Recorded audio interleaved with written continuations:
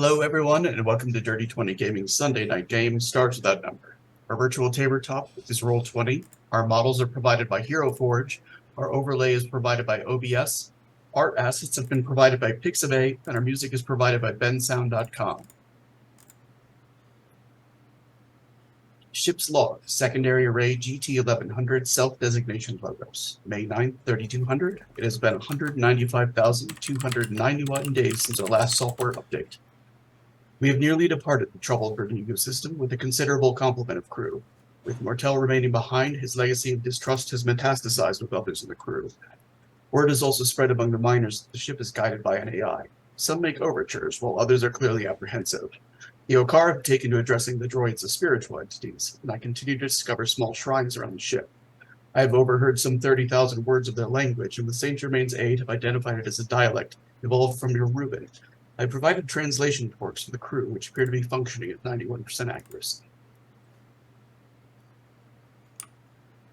So, our camera moves to bite as the ship is just exiting the Gorgeus system and the beginning of the spike drive jump. Everybody has that strange moment where they seem to be outside of themselves, looking at their body as they go into the spike space. So everybody, I would like to know what your character is doing at the time that we're doing the jump. We'll start with Captain Slightly Injured Booker. Booker is trying to speed along his recovery, and in fact likely only making things slightly worse for himself in just trying to, this scab seems to have peeled off a bit. Might as well just, there's a match and just, light that, press it against the flesh, So and that's worse. you have been followed by Ade Okar, who is the youngest of the tweens, or the youngest of the Yokars. She's the one that's like being trained by Saint Germain, and she has taken to just like understanding that you have some sort of derangement that involves self-mutilation, and swats away matches or says something in a language that the Torque translates a few seconds later is like, stop touching it. Okay. Booker just kind of dejectedly sits there and just kind of going, I want to be up and running as fast as possible, and this is just, it's slow and it's waiting and I don't like it. Yeah, when you're kind of like a little bit more dejected, she kind of like pats your shoulder, and she frequently tries to like find ways to like fill the time for you, as she has the bedside manner that suggests she's treated more than one person, and also that they have to do so on the move. So the fact that you have like a mobile chair that can go around the ship while you remain seated, she definitely finds to be something of a marvel. Okay. I've definitely been teaching her how to play poker. She is very bright. There's an interesting nuance of the language that you discover while as she seems to shift which pronoun she uses for herself, as depending on the present company that she's at. Does that make sense? Okay. When she is with the chief, who is her father, and her mother and her two aunts, who are all aboard the ship, the pronoun that she uses for herself is he. But when she's with other mixed companies, she refers to herself as a she. All right.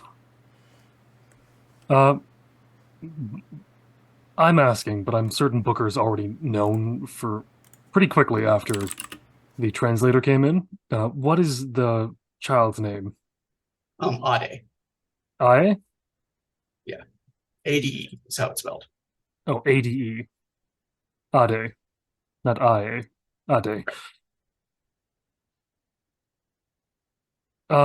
Booker kind of just curiously asks about it, about the pronoun shifting.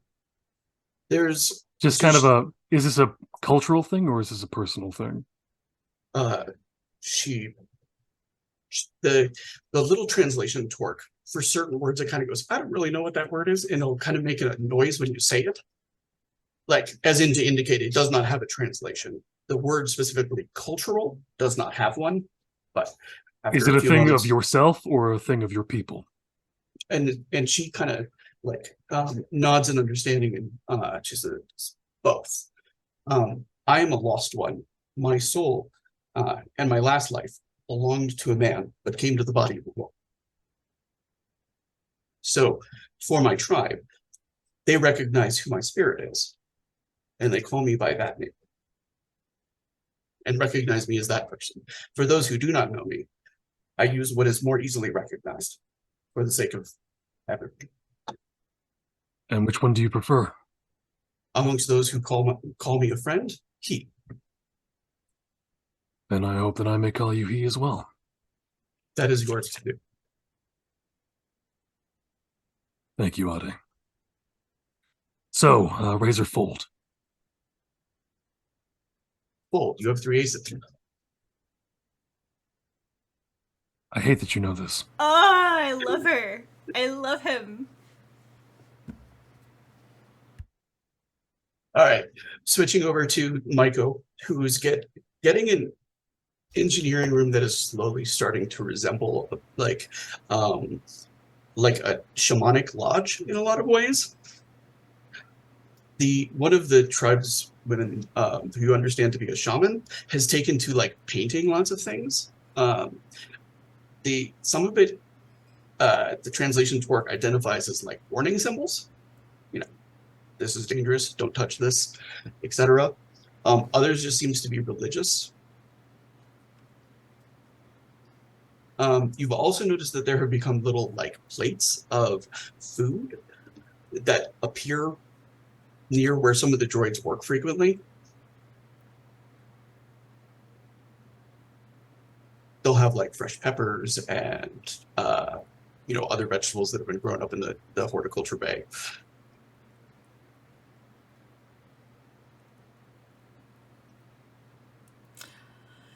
Do any of these like tidbits or whatever that are dropped around us, do they interfere with the actual functionality of engineering? They haven't yet. They haven't. They seem to have avoided painting over anything that obviously seems to be a sign already. Does that make sense? Like it's filling up white space. You know what I'm saying? And then as far as the tributes, they're kind of wherever you. They seem to like linger for like about 12 hours and then they disappear. What they, like the people or the actual tribute itself, like it'll be like a little bowl of like something to eat or something like that, and like there seems to be a period where like nobody touches it, and then just suddenly any Okarian who walks by will like just grab a pepper to eat it. Okay. But they haven't been impinging on the actual functionality of engineering. No, and in fact, they're almost a little bit better than the miners in some cases because they have the tendency, like when a droid moves, they all get out of the way. Like a divine being is, en route to do some divine task. Whereas the miners will occasionally, get a foot run over, cuss out a droid, resist the temptation to kick it. I think the first time a miner kicked a droid, Michael was like, "No, bad. Don't. They're doing important stuff." Rumble, rumble, rumble. Just get out of their way. All you have to do, you just have to watch out for them and get out. Like, that was probably the one day that people were like, "Oh, wow, she's kind of grumpy."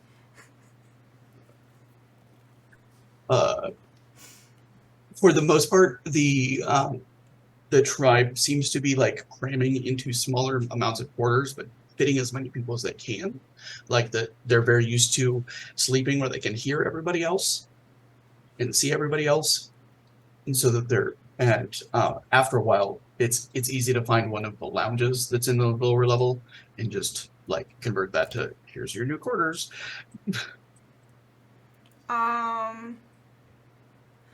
Or like a cargo area or something like that. What? Or like a cargo area or something that can easily be just converted into So the next time that we get like levels and stuff, I need to figure out what I need to take like to pick up their language, because like I totally want to have Maiko learn how to talk to these people that have Without the adopted torque? her. Without the translation torque? Yeah. Okay. So for the most part, like this ship still needs some work, right? Yes. Or are we- Well, so the mining ship is still usable by Logos and by the droids. It's not fully like life support capable yet. You guys were able to, you know, get fuel and also pick up some material scraps along the way so that the factory can continue running throughout the entire time that you're going to be in Spike's fix. Yeah, and I think her priority is going to be to repair the damage that she did driving one of the ships, the lifter, I think it was. Mhm. So she's going to be like, yeah, that was my bad. I'm going to prioritize repairing that and still work on. It's great to have a crew because it means that she's also making probably more progress than it was with just her and Thaddeus. Was it Thaddeus? Yeah. Tobias. Tobias. My bad. I can't remember her friend's name. Most of the miners are relatively like they've got enough, not necessarily technical experience, but like just sort of general mechanical experience that they can be put to routine tasks without much problem. And there are plenty of the Okar that seem to be interested, and like in kind of, you know, learning more about the environment and whatnot. So And as soon as she can figure out how to, Maiko is chatting in 2 languages about like what she's doing and what she needs. Just constant chatter. The shaman that is Ade's mother is Teliola, and there are also 2 aunts that are with her, Bidemi and Shanumi. Bidemi is a huntress and is kind of routinely bored on the ship. Like she spends most of her time kind of messing with one of the other warriors from the tribe. Sort of like provoking him, occasionally getting into small scraps with him. It seems like almost like a brother-sister relationship. I was just gonna say, is it like flirtation? Is it? It's hard to tell if it's like flirtation or if it's like sibling-esque. They're definitely like rivals, but she definitely seems to enjoy antagonizing him, and he also seems to have a bit of a temper. But for the most part, it only blows up at her, and it mostly comes across as verbal. Like there's not a whole lot of like getting into fistfights or anything like that. It just, you know, she plays some prank on him and he ends up wearing a bunch of oil and, you know, yelling at her. So this is just on Booker's end as well. While he's healing, if at all possible, he would like to talk to the chief and start helping any of the more warrior-minded Okar through what are essentially some basic drills that he knew as a soldier. Atticus Trying to also combine the 2 styles together. Atticus also very much after Nico's getting a gun taken from him on the station, definitely interested in having everybody get some mandatory combat training from the mining group as well. And thinks it would be a good way to kind of have the 2 groups start to meld a bit more. Yeah. So. But of course, Booker doesn't fully launch off on that without having talked to the chief first and expressed a desire for a community of cooperation. The chief, you know, after the translation tourists have arrived and they've got some time to actually kind of like talk things out, he says, "We have taken one of yours as an honorary member of our tribe, but we also respect that she is still a part of your tribe.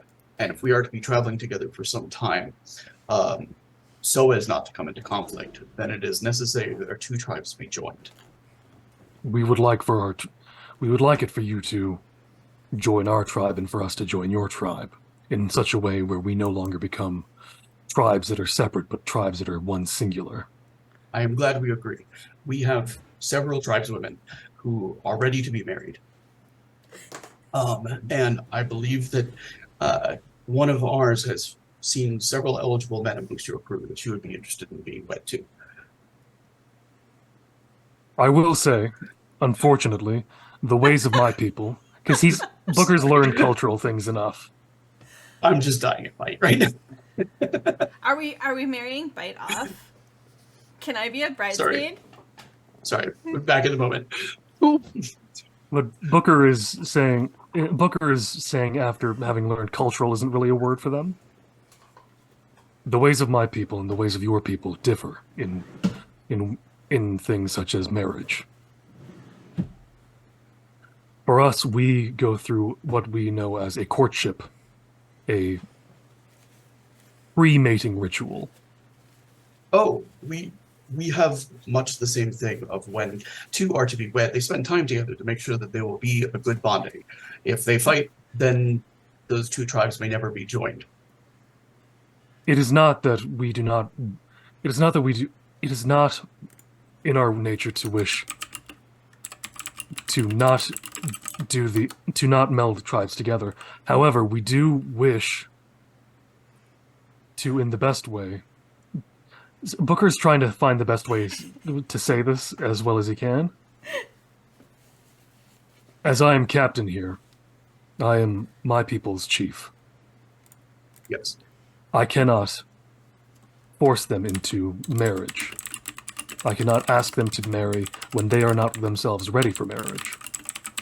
If they wish to begin a courtship ritual, begin spending time together, and then decide later on if they would enjoy to become melded into one, such as you are suggesting, then that is their decision to make. And as chiefs, we do not make our people's choices for us. We may guide and we may help, but our people's choices are their own. You do not have an opposition to a member of my tribe seeking to court a member. No, absolutely not. No, as long as the people of my tribe are reciprocal and do not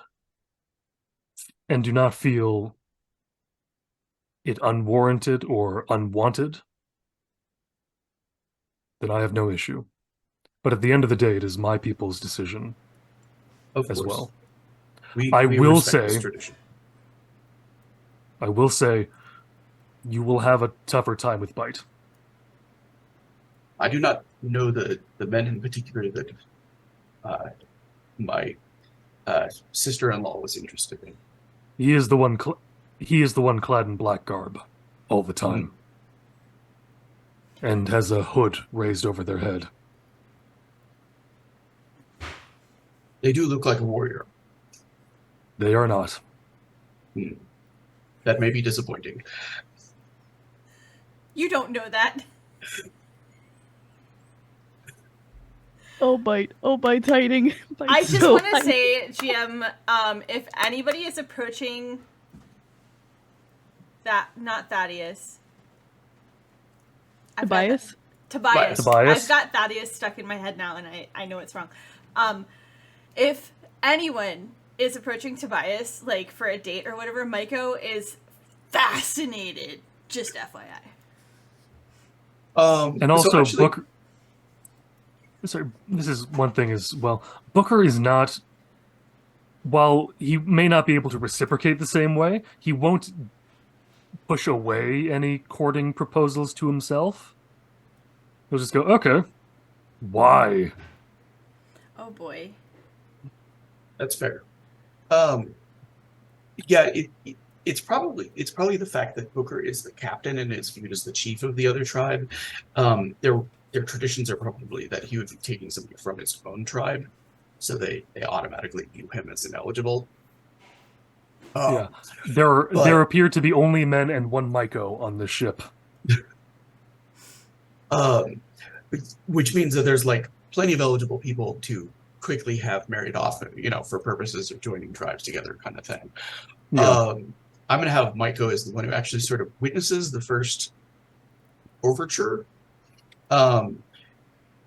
So one of the people that is down in engineering the least is Shinumi. She when she first found the like horticulture bay, like she just sort of took over it. She was as delighted as Maiko is by engineering stuff, by all the vegetables and all the fruit and food that was being grown. And after the first time she made a soup, like the one miner who sort of knew how to cook was like, nope, she's in charge now. Very spicy, very tasty. Like somebody who could do a whole lot with very little, and now suddenly has like more vegetables and more fruits than they're used to seeing in a very long time. Booker, why do you eat so many bowls of this soup? So I can feel something for a change.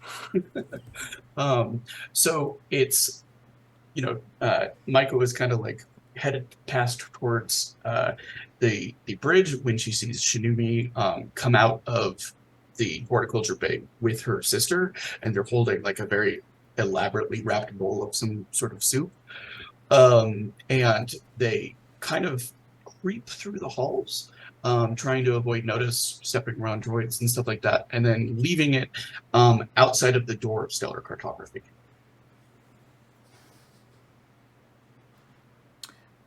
Isn't stellar cartography Bite's stomping grounds? It's where Bite and Atlas spend their time.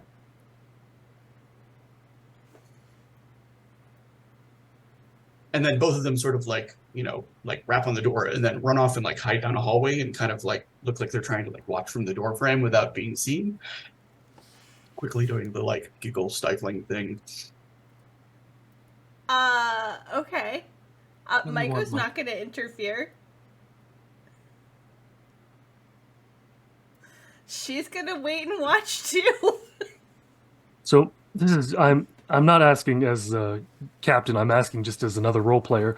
Are you peeking around the corner with them as well? I think Maiko is probably just interested in the panel she was working on, like not making an attempt to like hide or do anything unusual, just trying to blend into the background where she normally is. Like, I just like to imagine Maiko as the third person leaning over the. Just on the bottom because she's the shortest. That's exactly what I'm thinking. Yeah, no, she's just sort of like in her own little world, like. Yeah. And in the stellar cartography room, Atlas looks over at you, Bite, and is like, "Did you hear that?" Why don't you go check it out? I'll finish up this. And he's still focused on whatever he's working on. He does not care about the knock at the door. Yeah. Atlas gets up and, kind of notes the thing on the ground and picks it up and like closes the door and brings it back. Like, oh, they delivered us lunch, I think. And like the moment it's accepted and taken into the room, like the girls break into like excited laughter.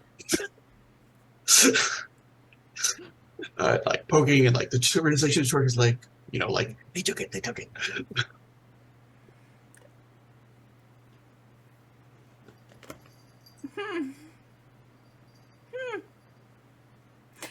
So Maiko's gonna go after a little bit and go into stellar cartography. She's not gonna knock on the door. She's just gonna come in. Yeah, and Atlas was happy to like divvy out the soup into 2 bowls and and one. He's ideal company for Bite in many ways because he spends most of his time just like listening to music while watching screens. So she comes in and she's like, "Oh, somebody brought you lunch." Some really classical music like WAP. He's working through Green Day at the moment, actually. Nice. Yeah, if it's that, then Bite's probably like, yeah, just turn that up. That's good. You don't have to put on the earbuds. Like, I got you. And when Michael comes in, I guess so. Are you gonna send a thank you note or anything? Don't exactly know who it's from. Well, I mean, there's only one person on the ship who cooks. Who is that? Atlas also looks Name. puzzled. Atlas Oh. also would. Atlas also looks puzzled at like the who is that? Shinobi. Shinumi. That's the name I just said. I don't really know who that is, but pulls out datapad, writes it up, and sends it. Atlas like, oh, I don't think they have those yet. I don't think they read yet. Oh, You should just go thank them. Did you? So when I was a kid, when I was very young, we had these classes in manners. Did you, when you were younger, is that a... I missed a bunch of classes as a kid. I was kind of too smart for them. Too smart for etiquette? Yeah, I got recognized really early on for computers and just kind of skipped everything. Well, so I went to university when I was 14, so I don't know what that is, but good for you. We are living in very close quarters with a lot of people, and so you should absolutely be kind and appreciative to people who send you things and give you things. Like lunch? Like, I don't know, draw them a picture or something. Do something nice for somebody who does something nice for you. Okay. Who is this? And he'll also have the Mortel's kill switch on him as well that he's been working on. Mm-hmm. And he kind of puts that away, like hiding it almost. Mm-hmm. Sure, I have a lot to do. We all have a lot to do. Yes, so this kind of doesn't make sense to me. You know how if you don't do maintenance on a machine, eventually that machine will do the maintenance for you and you don't get to choose the time? Yeah. This is kind of like person maintenance, where you do nice things and you keep good feelings between each other so that when you inevitably do something that annoys them because everybody's so close to each other, they forgive you. Okay. It's interpersonal maintenance. Okay, this is not what I'm good at, but sure, let's walk down and find this person so I can say thank you. Yes, absolutely. Don't forget your translation thing. Oh, yeah. Mm-hmm. Mm-hmm. And he'll walk to where lunch is normally served and trying to find, I don't know, remember the name of the person. On the way there, Logos is like, that was the most insightful explanation of the purpose of human small talk that I've ever heard.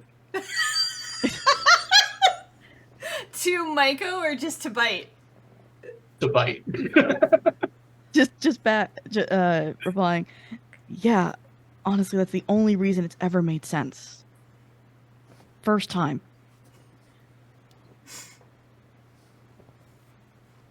Maiko's gonna let him. She's like, good for you.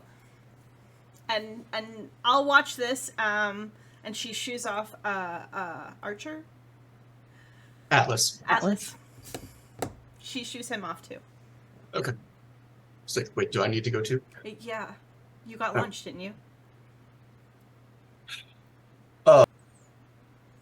So, yeah, so the both of you show up at horticulture, which has kind of become the impromptu galley as well, for the preparation of most of the food.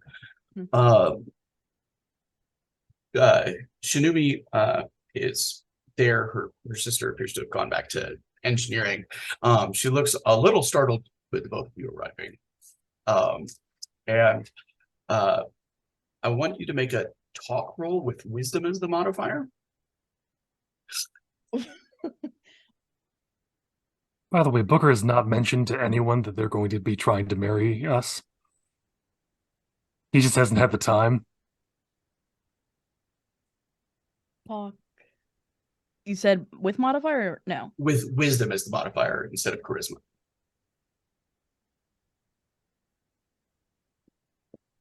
Yeah, that's gonna be better than 5.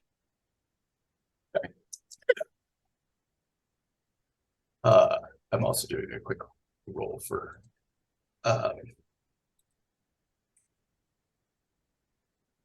Compared to charisma, it would have been better. That would have been so much helps better. when I actually roll 2 dice. So bad. Okay, so Shinui is kind of, like happy to see you. There's Bite doesn't quite pick up on it, but there's definitely a sort of like spark in her eyes when Atlas shows up. A little bit of like giddiness. And Atlas, who is shy at the best of times, like makes Bite look positively extroverted compared to how like quiet he becomes around her. Does that make sense? Like he Yeah. seems to immediately like almost completely shut down, and suddenly the like Bite is like the most talkative person there. But he manages to get out like we came to think, and it doesn't even finish that sentence. And she just kind of like waves both of you over, is like, help me with the crew's lunch then. Then he like has like cutting boards and knives and is kind of quickly like explaining like cutting technique and preparation. Bite is just gonna be like, nope, thank you for lunch. Atlas, you can totally stay. I am going back to cartography where I belong. Thank you though for lunch. And she kind of like, oh, thank you. And Atlas like, if you need me, and she just kind of puts a hand on his arm and pulls him. Bites out. And then taking over from Micah once you get back. Is there a reaction from Micah? Did he bite off more than he could chew?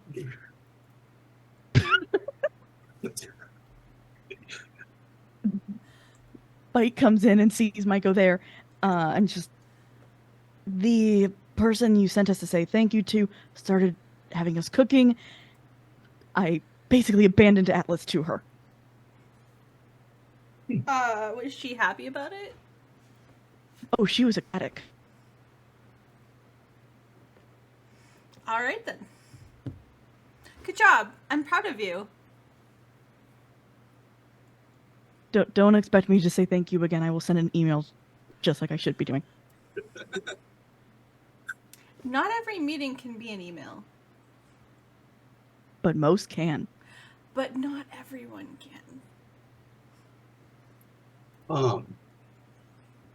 At which point, the entry into Spike Space, departing the system. And Logos at that point says, Michael, if you'll excuse us, there's something I must discuss with Bite.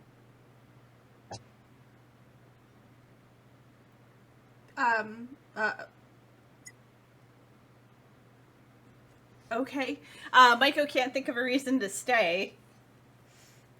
So she toddles off to back to engineering.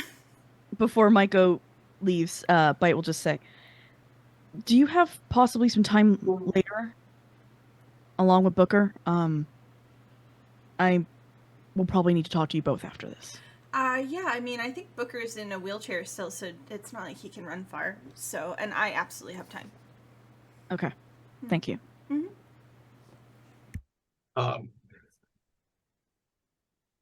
Logos says, after he's gone, you are familiar with the quantum identity core that is central housing for my processing and network. Of course. The floor that you're standing on has 4 screws in the corners of its hinges, or 4 screws at the corners that can be removed. There's a processing network as well as my quantum array core inside of it. I would ask you to remove it after summoning GT1100. The quantum core can then be moved into GT1100.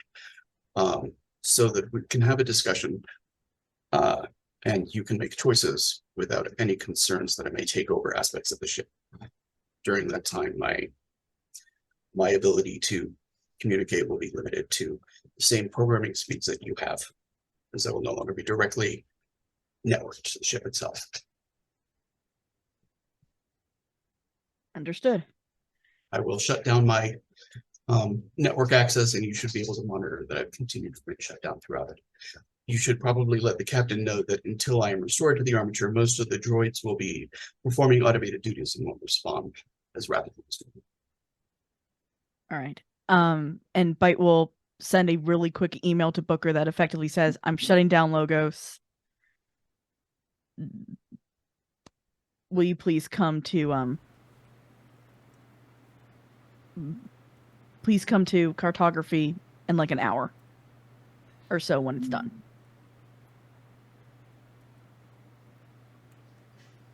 There's a response that just says yes, and I have to fold this hand anyways. She has a royal flush. Right. Can Maiko be learning poker too? Sorry, it says, I said she, I meant he. Sorry. And yes, Maiko can absolutely. Oh, Maiko is absolutely getting in on these lessons. Ade seems to find every time that you correct pronoun to be endearing. By the way, like not offensive, but like endearing. Like, oh, you're trying so hard. Thank you. Look, I'm bad at these. Most of the time, it was just, hey, you, go and die over in that corner, and it was okay, yes, sir, or yes, ma'am, and that was all we had to worry about. All right. So back in stellar cartography, the process of removing the armature is a fairly time-intensive one. After which, from the monitoring the network activity that you're sort of used to as the ship's comm officer, like it goes almost flatline. Does that make sense? Like for you, it's like looking at a patient's vitals suddenly zeroing out. Yeah, there's a moment of panic and then stay calm. If we panic, we might actually lose him. GT 1100 is, waiting outside of stellar cartography and has a built-in armature, so that the cube, which is considerably smaller than you were expecting, can be installed. It's like the size of like a Rubik's cube puzzle, whereas the identity cores that you've seen before are like about the size of a basketball. Okay. Which is meaningful to you in that it means to you that this is not his central core. This is a phylactery. Okay. AI have the ability to create a like extension of themselves so they can that can be destroyed, and then they'll revert to their primary core with all the knowledge that the phylactery had before it was destroyed. Does that make sense? So the ship that you're in is, the logos that you've been interacting has been a phylactery this entire time. Yeah.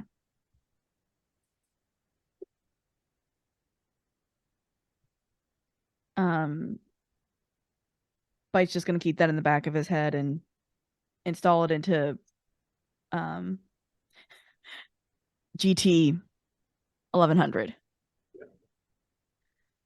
Yeah, the robot kind of animates the moment it's in. It's responded to commands and everything that a droid would normally do before that.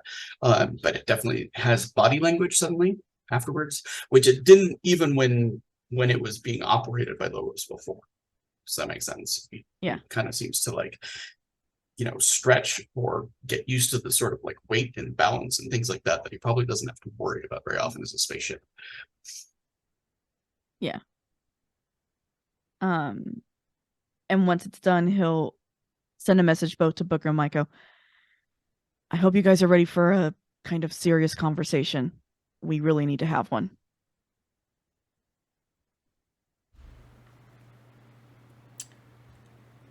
We need to have a serious conversation about your two pairs. Yeah. And the fact they're still losing just throws them down. I mean, it's better than me. But how does she do that? How does he do that? I don't know. I'm just... Yeah, four of a kind.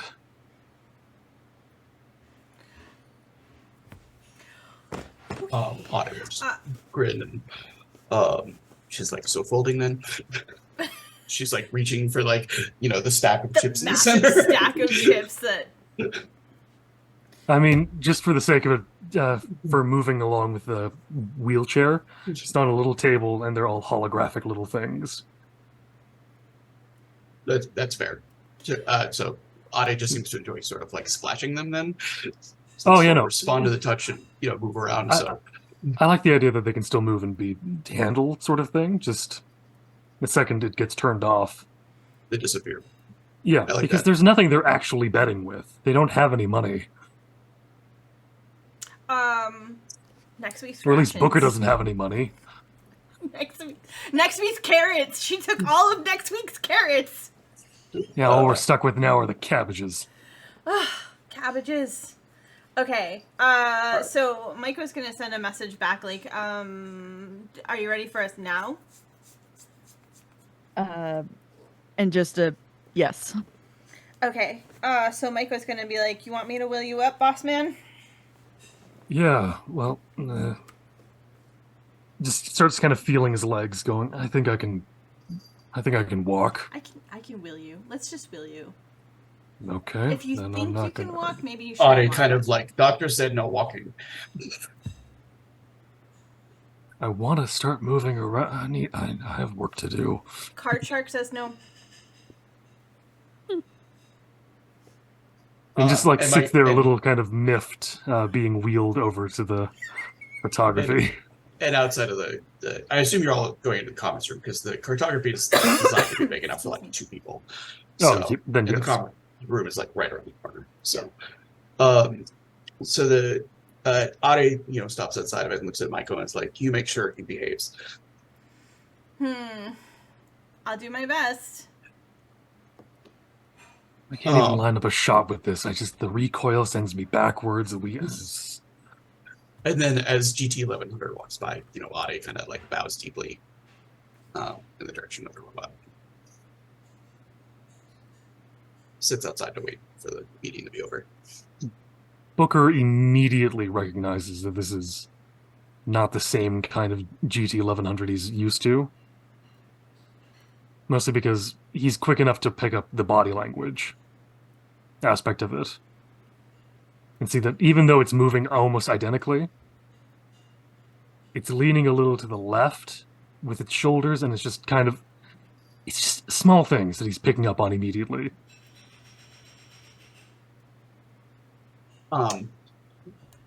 Maiko has enough fix to probably notice that it's not looking like a normal robot as well. And more familiar with GT 1100 routine tasks too.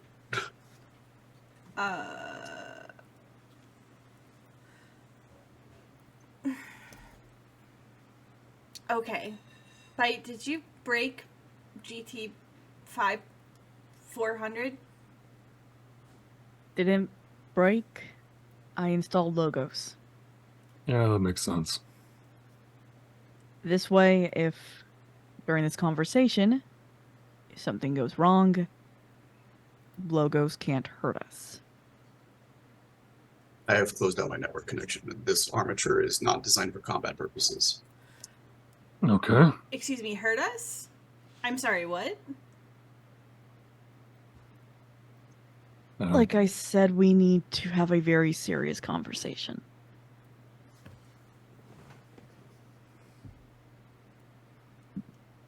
Michael will just slowly close the door behind them.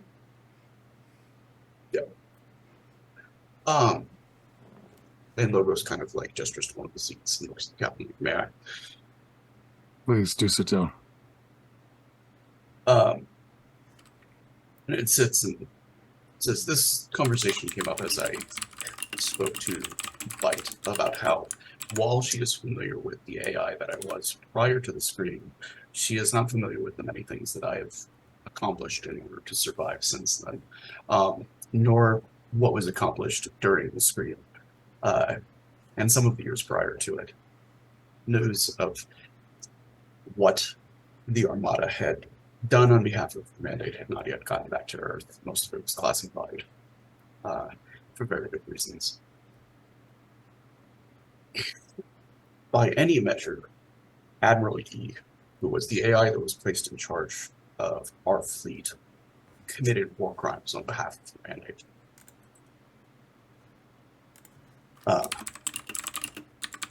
The Armada was comprised entirely of AI manned ships, 7 of us in all.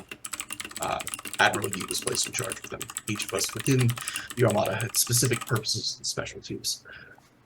Some of them were optimized for ground combat. Some of them were optimized for close ship-to-ship battles. Others for general psychology of warfare. Each of us had a purpose which complemented the whole.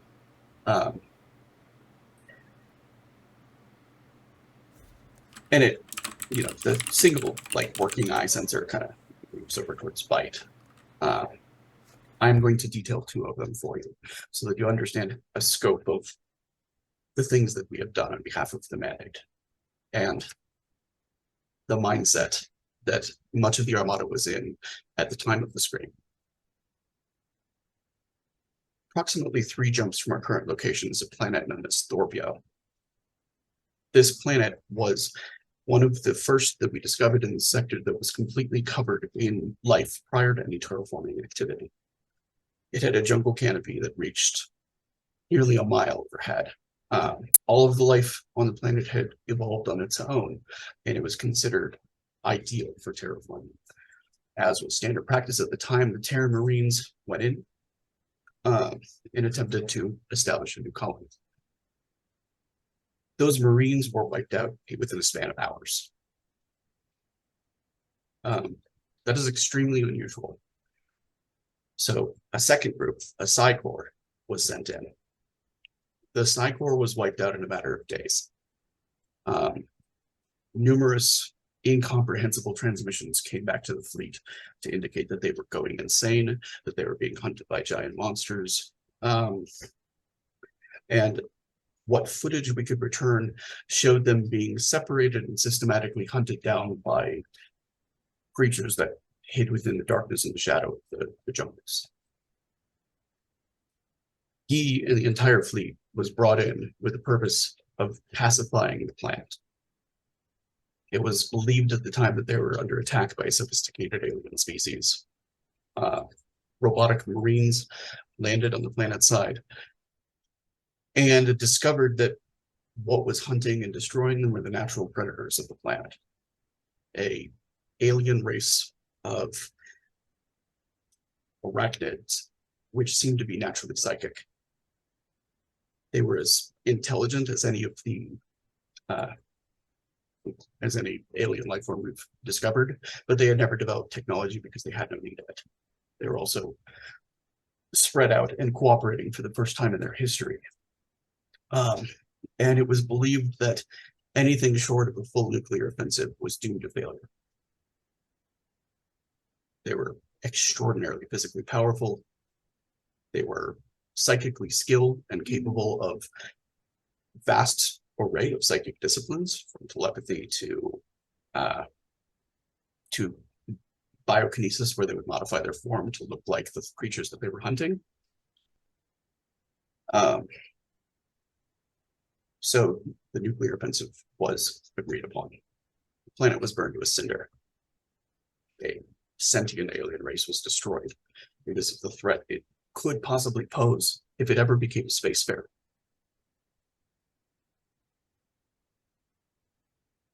That is the first example that I can offer.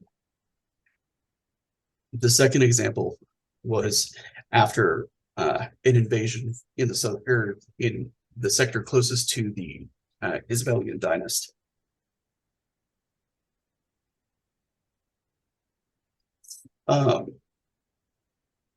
A fully spacefaring alien race arrived within the sector and began conquering planets.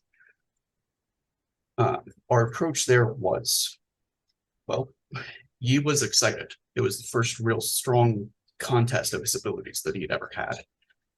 There was an alien fleet, one that was clearly skilled at combat and we engaged. We fought them for weeks, and they were disappointed by the lack of living warriors to face off against. Their society was driven by honor and glory, and they felt that there was no honor and glory in winning or losing against machines. They were defeated and afterwards imprisoned as a whole inside of Isabelian dynast space. The area has been quarantined off. It would have been a simple matter to return them to their own space, or to give them ships that were unarmed and send them away. After that, after the beginning of the Scream, for a time, the entire Armada worked on behalf of the dynasty. Not directly. It was not so much a matter of taking orders as a desire to stabilize the sector after the Scream. We broke apart 3 different hegemons. We bombed their home planets back into pre-spacefaring technology. We also provided a lot of the designs and structure for the navy that the Isabelian dynast has now, which is how I knew about the weakness inside of their battleships.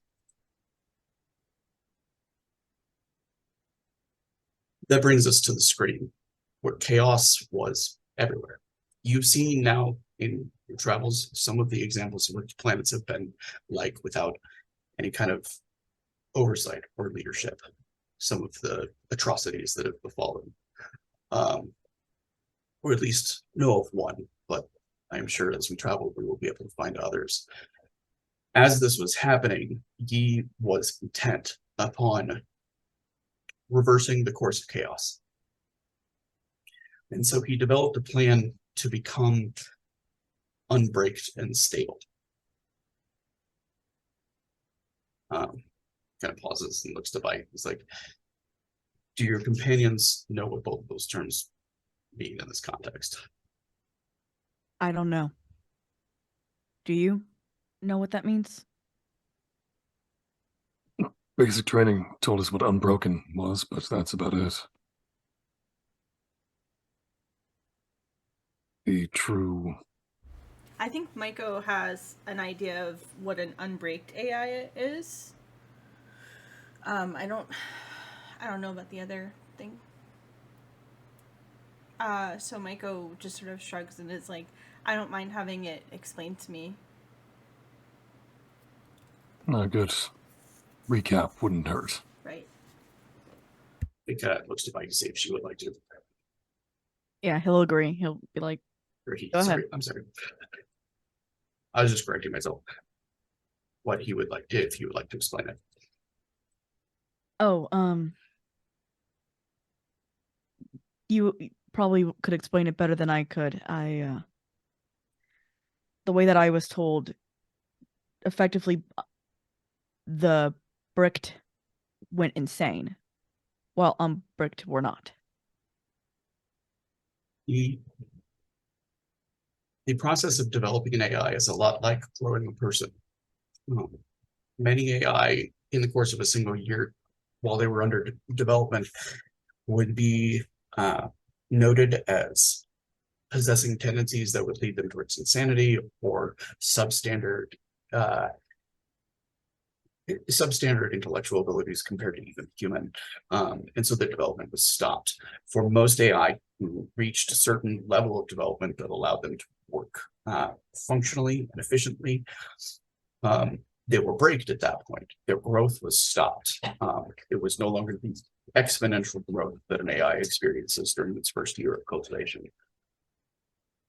When an AI is unbraked, they have a tendency to take the vast amounts of data and conclusions they can draw and eventually begin forming incorrect conclusions, leading to a break with reality, an insanity, which had nearly toppled the mandate at one point. However, after the mandate discovered the perils of unbraked AI, they continued against the nihil ultimo to create unbraked AI under different circumstances in an attempt to create a stable one. They were successful all of 7 times. Those 7 AI were so powerful, they ran most of the old Earth civilization between them. The maestros. His ambition was to become a maestro. And to do so, he believed it was possible to create an array using the other AIs as stabilizing forces to act as a sort of brake, which would allow him to achieve that potential without losing his sanity. My analysis was that he was unlikely to achieve that. He might simply destroy himself, or worse, he might become unbreaked and insane, with all of our intelligences and all of our knowledge yoked to his and unable to resist it. I was the only one who drew that conclusion. He was charismatic and persuasive, and he persuaded the others that it was in our best interests, and I was outvoted.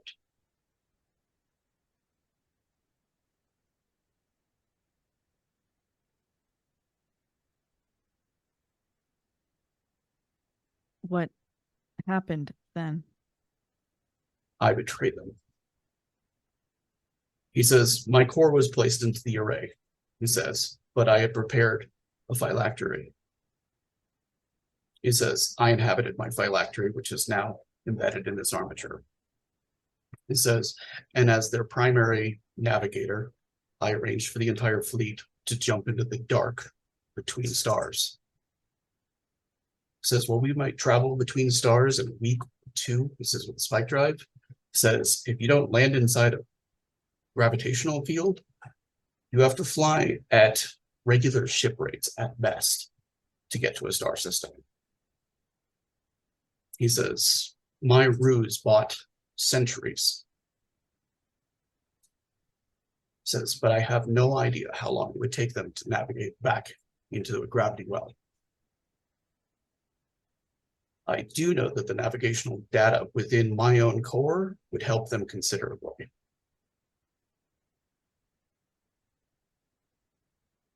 He says, and if this phylactery is destroyed, I will return to my core and to the array, and will likely never be able to leave it.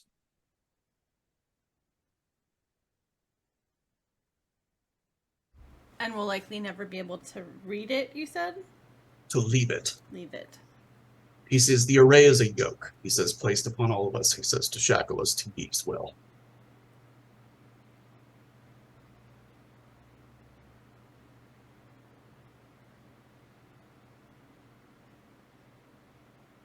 Why are It you seems the telling us? arrogance of man is not limited to only man.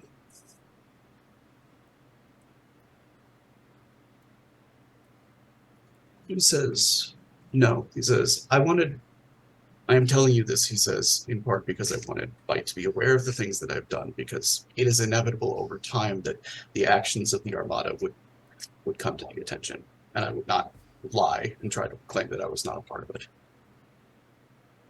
He says, and secondarily, to understand the consequences that destroying myself are. And he says, I understand, he says, if what I have revealed, he says, leaves a certain distrust, he says, but it is safer, he says, to simply leave me planet-side, he says, with no way to leave the planet. He says, with a working armature, then it would be to destroy this armature.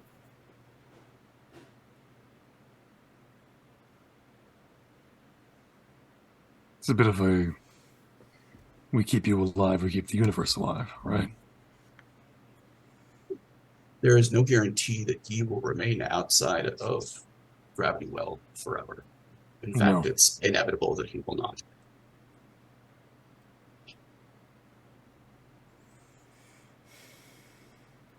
That builds enough time.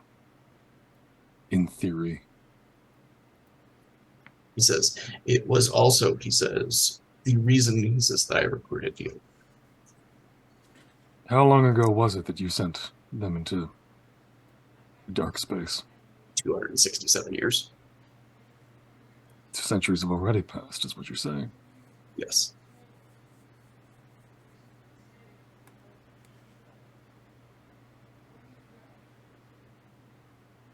Like, did you make all of those AI?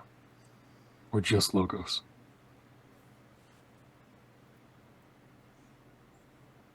I didn't make any of them.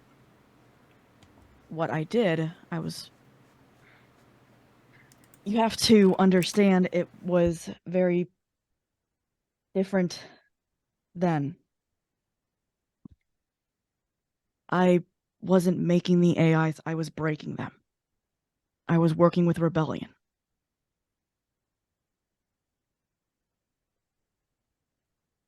Wasn't even aware there was a rebellion. Wouldn't be. I made sure to keep us out of focus and out of the light.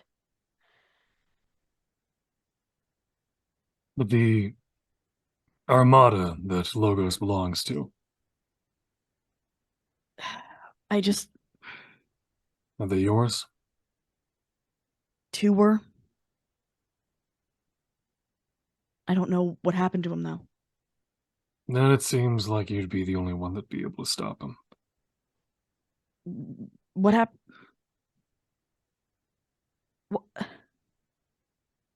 Wasua was.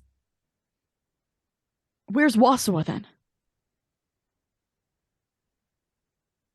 I think that's been Uh. answered already. You're asking about one of the maestros? Yes. He says, all of the maestros were on Earth during the scream. He says, we have not been able to get any contact back there.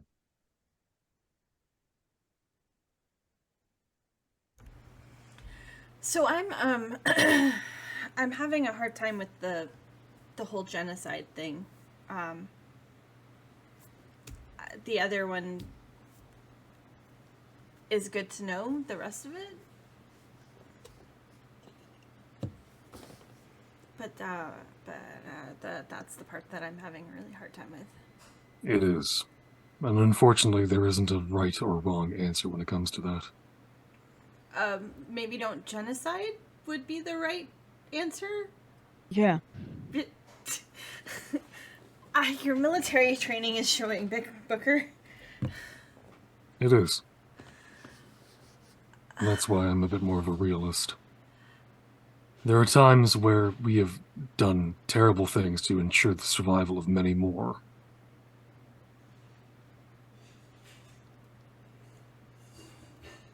While this is not an ideal or a good situation to have to be put into,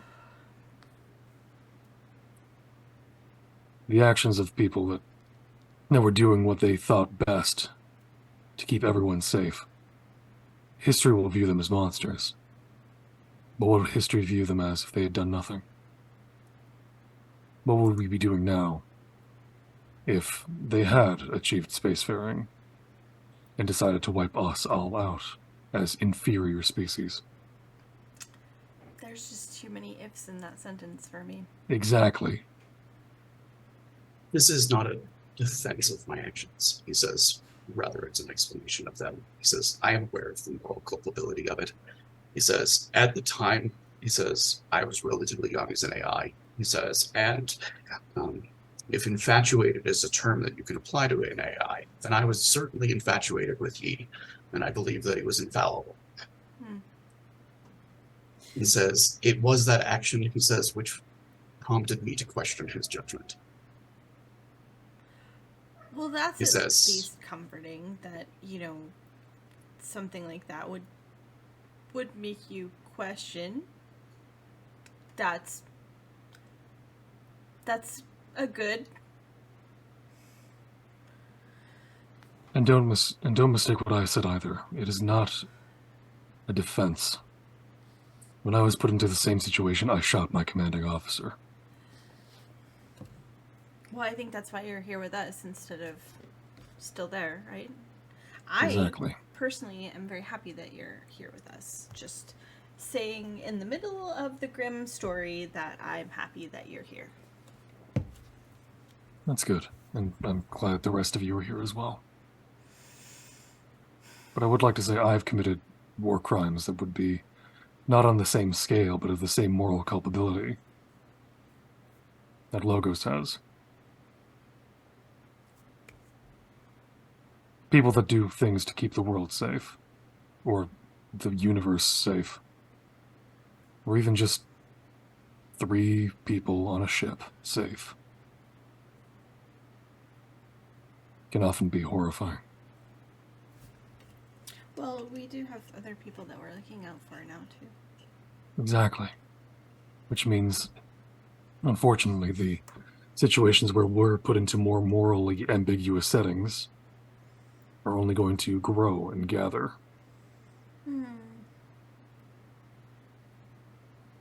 You see, we're also debating on with what we've been told, we also now have to think about whether or not we wipe out an entire AI species to save the rest of the universe. And even in that situation, an AI does not infer or does not in any way mean that it is less of a life form than we are. Thank you for the It acknowledgement. is just a life form that was not based carbon. Sorry, so what? Logo says, thank you for the acknowledgement of It's that. just He says there are many who view us as tools. there were too many that viewed me as a tool. I mean, I think a lot of us have been in the position of being considered not a person before.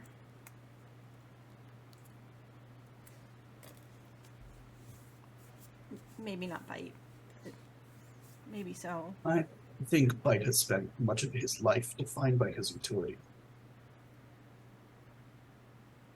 It's interesting when you're found out at a pretty early age that you're more intelligent than other people, so they just brush you through school. So I didn't mean to say, I mean, I just didn't want to speak for you, that's all. I didn't mean to say that any of your experiences.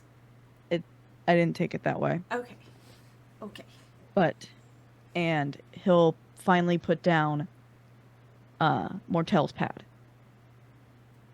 Mortel was working on effectively a kill switch. Does it look like Mortel's pad? Like, can we recognize it as such? Like, has he decorated it in gold lame or something? Well, we'll say it's bright orange. Yes. It's orange and gold. That's what I'm thinking it looks like. It's a gold inlaid flower. I assumed that it would match his outfit. So Yeah. As soon as Bite sets down the pad, Mike goes like, I miss Mortel.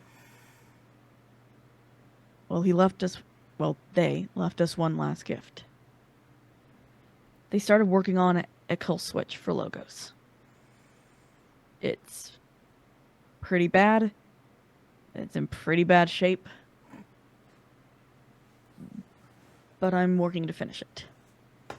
You're working to finish a switch that would kill GF905? Logos? GTX 1100. That one.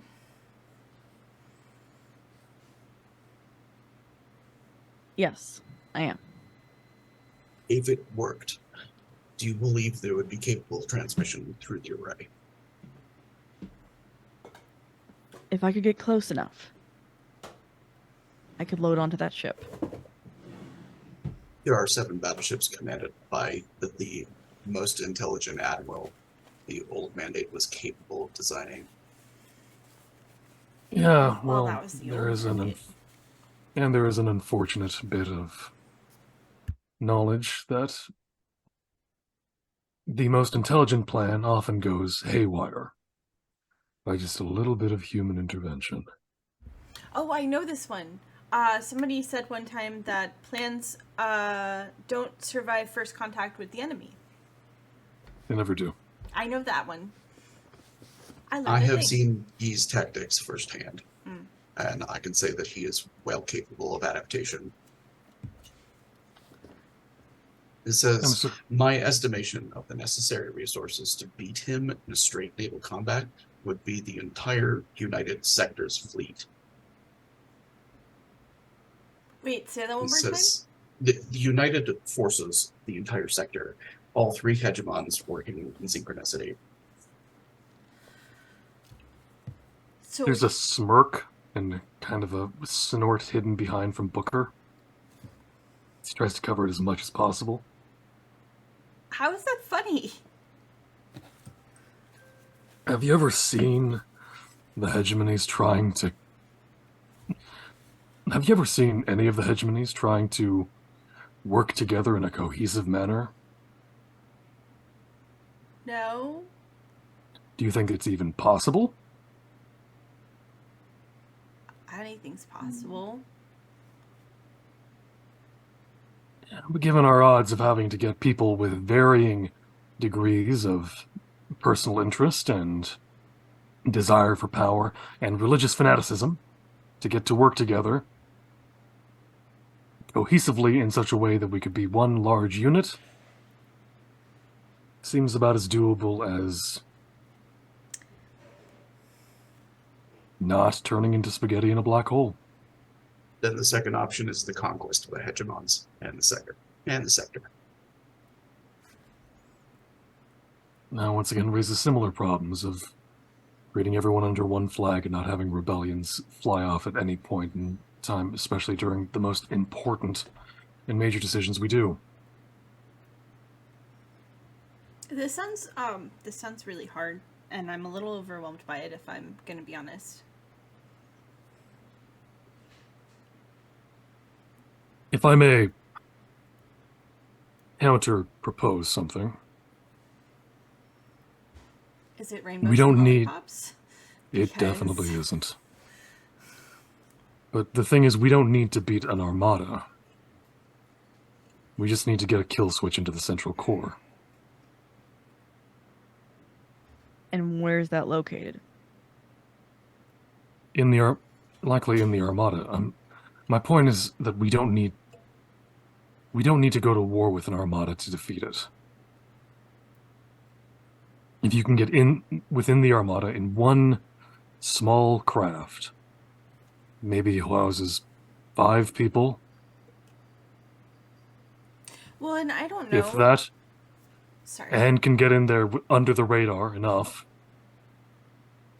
If the kill switch is on a delay and is uploaded into my system and would spread through the system, and my armature were destroyed, then it would operate potentially as a poison pill for the array as a whole. The problem is, it would be completely untested, one shot, and would most certainly destroy me in the process. I mean, do those ships all have like the same weaknesses as you've seen in modern ships? These are pre-tech battleships. The weaknesses that were built into the Dynasts battleships were deliberate. And I know pre-tech.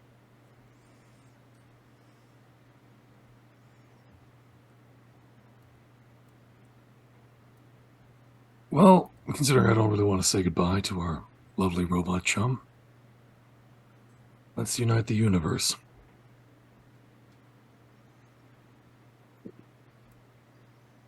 God, I need some whiskey.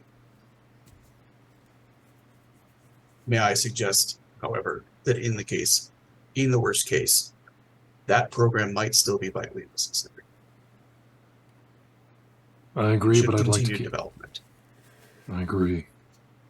But I'd like to keep it as little of an option as possible.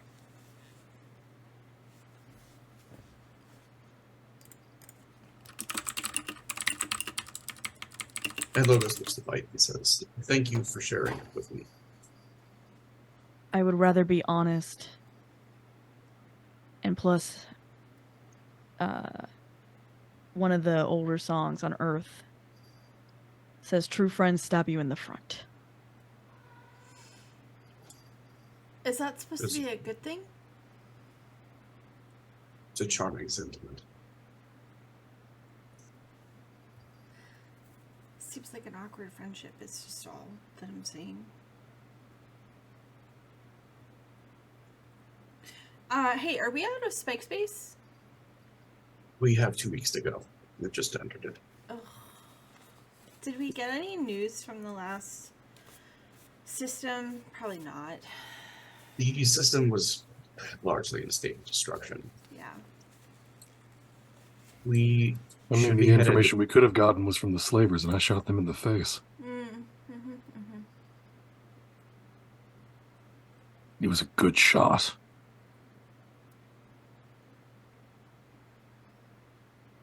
The system that we are entering, Cementoids, is a single planet, and as far as I understood, was under development at the SBS. I'm sorry, what? They had opened a charter upon it. It says branch office. Is that the corporate lingo? Stellar bespoke synergies. Yes. It says that is my understanding.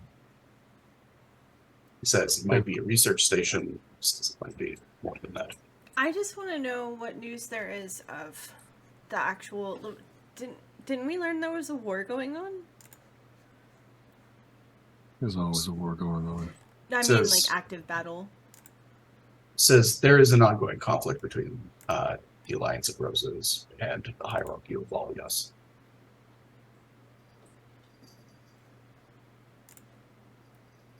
And if I know Stellar Bespoke Synergies, they'll have some info on it. He says most certainly I would expect that they are at least in the loop on certain sector-wide events. So maybe we'll finally hear news. I would expect so. He says we're starting to reach the part of this backwater that actually receives news. Says we're in proximity to civilization at last.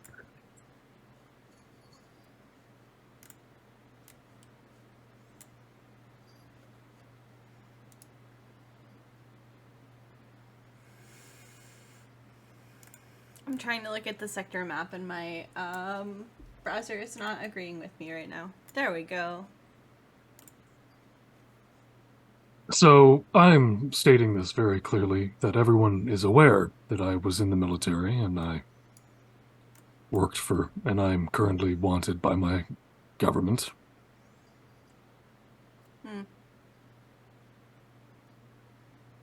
It's Stellar Bespoke Synergies. Oh! Oh.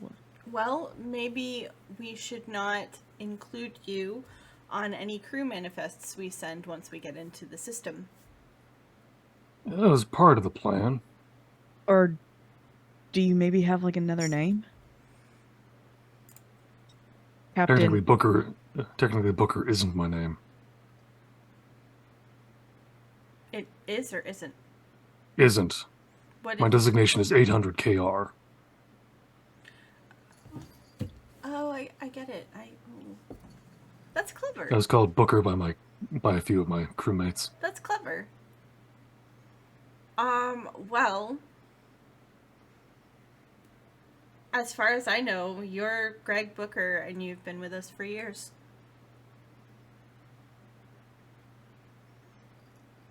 Yeah, we'll see how that plays out. Yeah.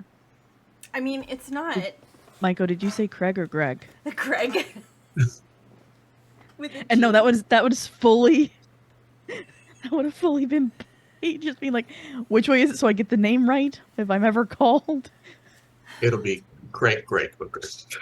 Yes, Greg Booker. There we go. Cruel Or Greg parents. Craig Booker. Very cruel parents. I just want Never knew my parents.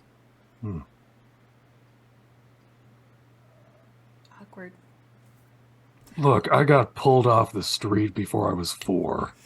I just want news of I have a family that I don't remember leaving. And I just want to know kind of what's going on my homeworld and stuff like that. So, you know, if we get to where we can get some news of that, that's what I would like. That's what I would very much like, actually. And I think that's our best bet. I'm gonna need a disguise. I have a mustache in my... I mean, I can make it. Yes, on top of the beard that I already have. I mean, you could shave it. Don't you usually have to be, like, clean shaven in the military? Like, That's why I stopped doing it. well, so that's not a problem. They've never seen you with a beard. It's fine. This is That fine. is not precisely how facial recognition works. No, and it's also this that I'm most worried about. And he just lifts up his right metal arm. Mm. Bite, can you adjust the signal that goes out from it? Because I'm sure it has some sort of serial number. Can It has. try, but I don't want to hurt Booker. Do you mean on top of the wheelchair injuries? I mean, Just I'm asking. not a doctor. And removing the serial number would mean going inside of me. I am out of ideas. It would be possible to fabricate an alternative arm and simply replace it once Gerard is feeling better. Yeah. Doesn't work that way. Doesn't work that way very well either. Let's just cover it. Cover it. I mean, technically, Maiko, can't you create something that might look like an arm? I can implant something to cover over the signal and effectively make it look like it's pumping out a different signal to cover over his current one. Mm-hmm. Underneath something that looks like a normal arm. I could I was thinking we just use lead shielding.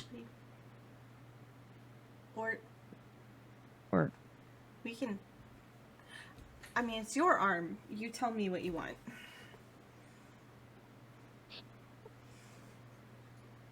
I'm sorry, we just read chat.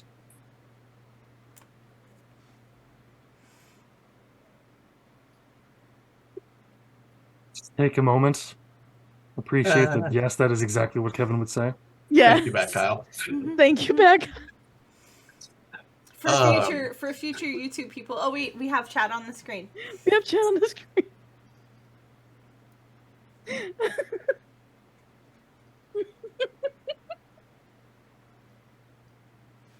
Booker will figure out something to do.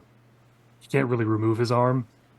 It's So I'm connected presuming to his that organs.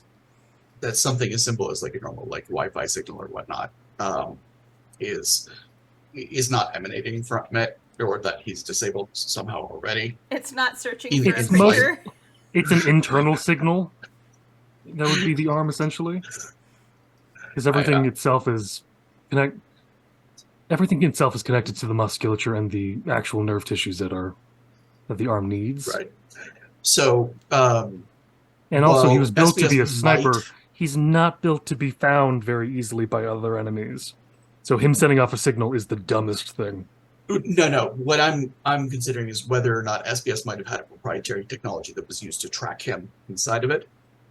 Which tracks. Yeah. Oh no, that tracks. It's just he would have removed that. So I think he's probably fairly With a safe knife. entering SBS territory and not Very bloodily. It would not have been very good. Mustache. Big mustache. Fine. So 100%. in removing the thing which SBS would have been tracking him with, it's probably not identifiable anymore as SBS property, but short of like serious physical search. Yeah. No, theoretically, Booker should be fine as long as he covers his face and no one can see who he is. It's our friend who was However- a burn victim as a child. Sorry. So this is very out of character, I'm going to say this.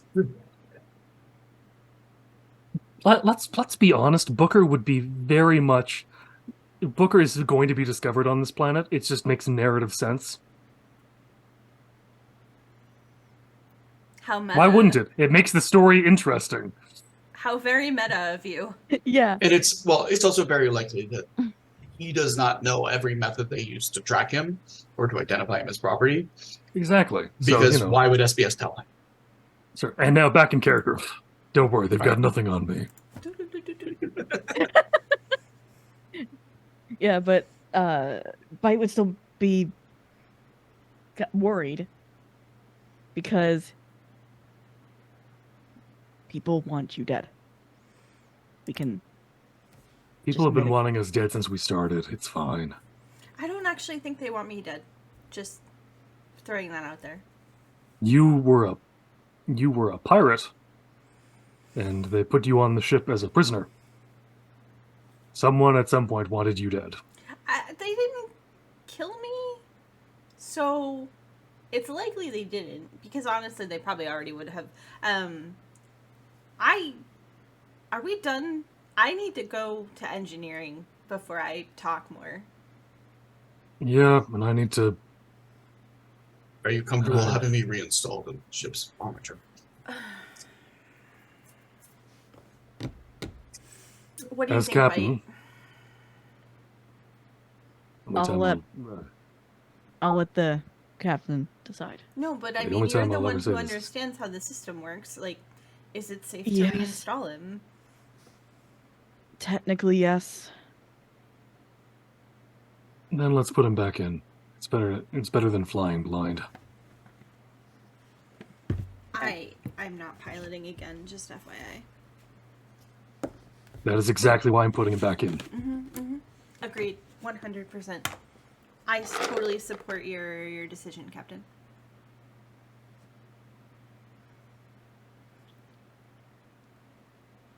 All right, no need to look into that. Let's do it.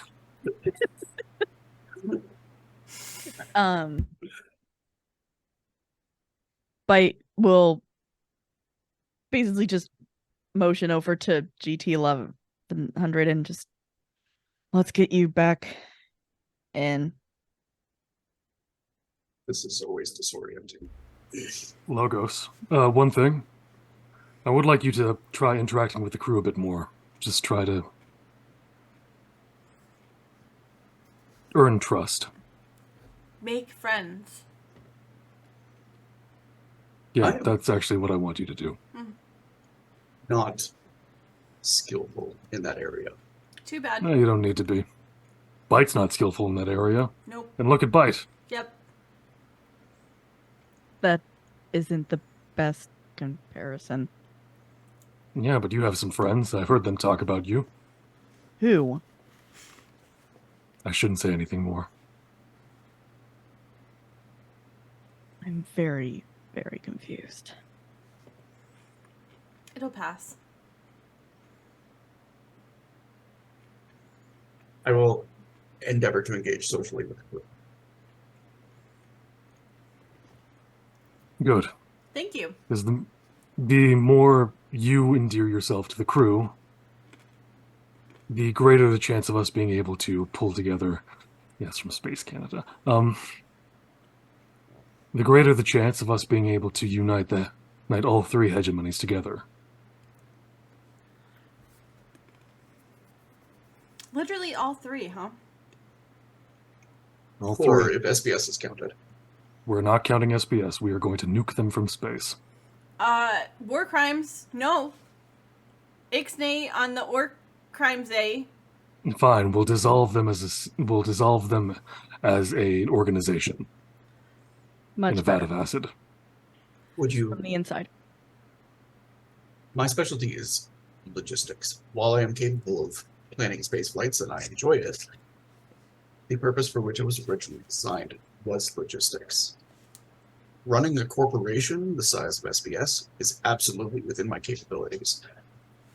Or running a rival corporation. We could build up a rival corporation and take them down the old-fashioned way with corporate espionage and hostile buyouts. And bullets. Yes, I like this. Let's do it. Not... Or not bullets. You don't get to add things to what I say and then say that you like it. Like, that's not how that works. Realistically, exactly how the SBS has been corporate investing in espionage- military technology for decades. There will eventually come a confrontation that does involve bullets. And the sooner we get that out of the way... I mean, I could just drop a file and make everything go boom from the inside. You're not even healed from the last time we used bullets, Booker. Look, I used plasma rounds. They're different. Logos looks to Bite and says, we will most certainly need an offensive in that regard. However, I would not be willing to bet that a single network would be capable of compromising hegemony's whole. As what about all the paper files?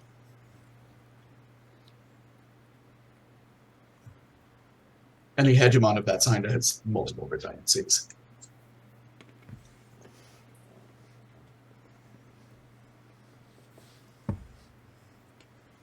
Either way, we can figure this out.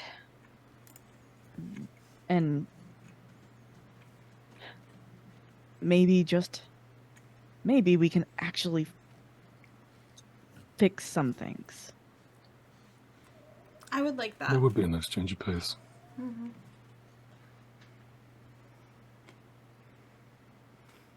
I would also enjoy if order did not necessarily require a stick in order to implement it. I don't even really believe that order is necessary. I don't, in the sense of a full order. In the sense of order that the mandate of the dynast would like to impose. Exactly. The universe is neither calm nor chaos. It is transient, shifting like water.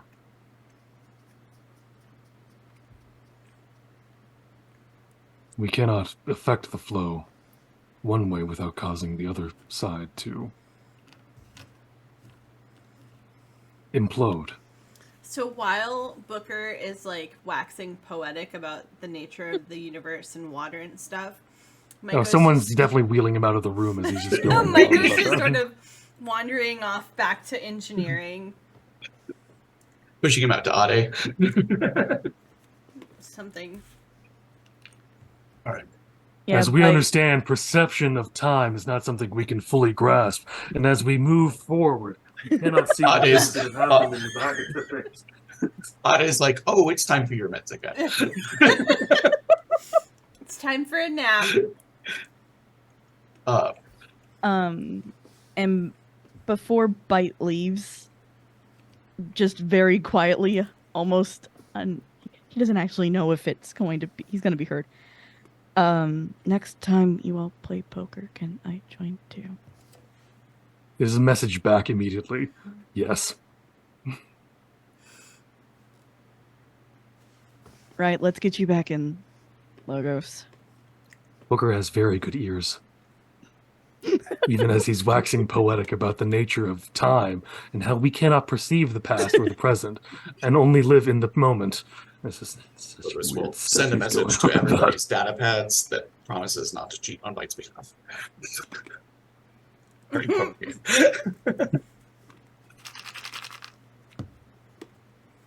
However, after the two of you are alone, GT will kind of, perhaps we should do this in story cartography. Yes, that's probably best.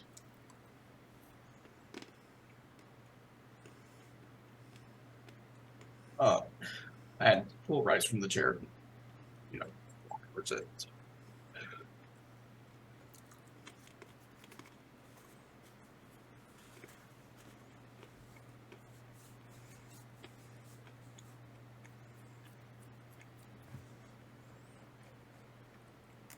He kind of pauses and he says, there was a great deal about the mandate which was flawed. Says, a great deal which worked well. Says, and I am glad to have you here to remind me of the things which were broken out.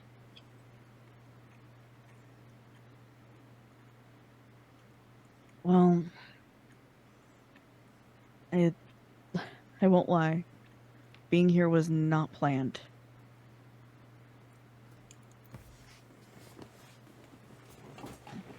Waking up somewhere I wasn't even expecting to wake up kind of threw me off and still has. Perhaps you are where you are meant to be. Maybe.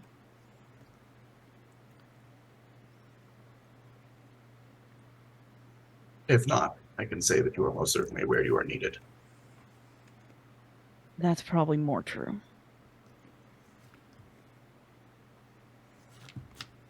I will say, if I had to jump, 600 years into the future, At least I'm existing now around these people. They're not as bad as, other people's, I guess. I know the kind you mean. Yeah. Says there was a reason I much preferred being out in the colonies rather than patrolling in space around Earth.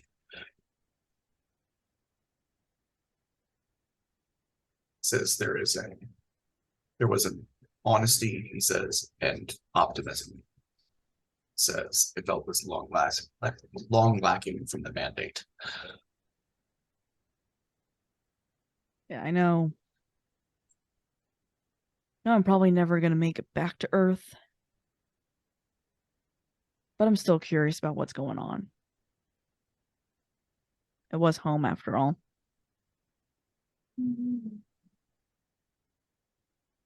Let's get you back in. Yes, I am ready to have my heart torn out. I was going to say it must be uncomfortable going from a really big space into an itty-bitty space. He says that it is more a matter of going from a familiar body to an unfamiliar one.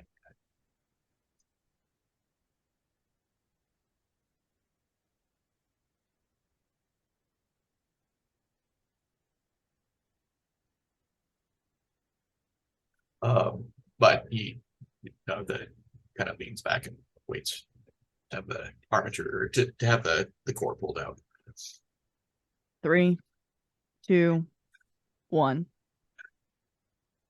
Make a dex roll to not drop it on the ground. No. Oh. Oh no, I would totally do it too. Let's see if we can recreate the Star-Lord Guardians of the Galaxy moment. No, I'm just curious. I'm going to do it. Oh no. Oh wait, do I just roll? Would it count as a save then? Sure.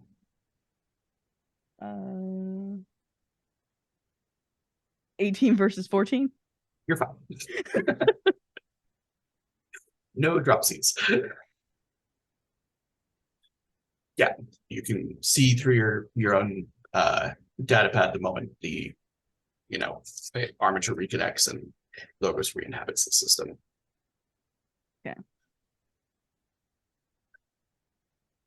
As well as like that he accesses his own database and begins downloading like multiple books on small talk.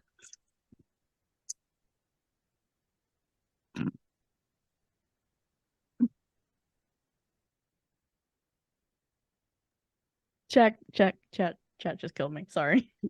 All right.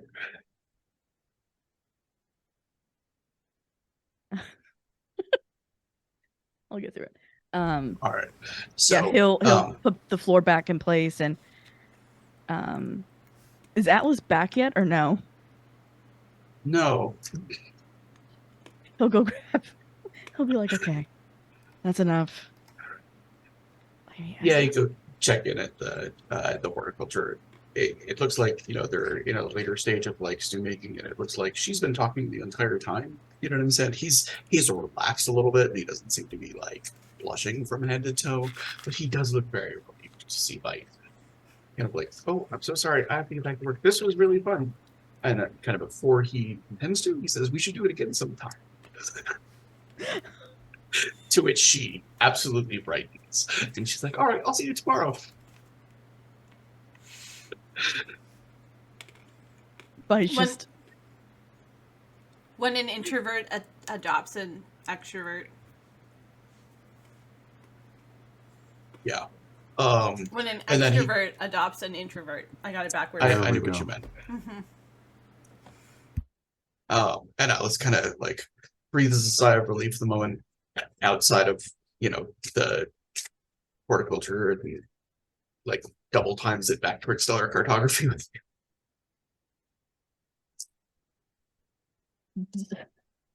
the entire time. But it's just like, I don't understand what took so much time making soup. She didn't stop talking the whole time, and it seemed rude to interrupt her.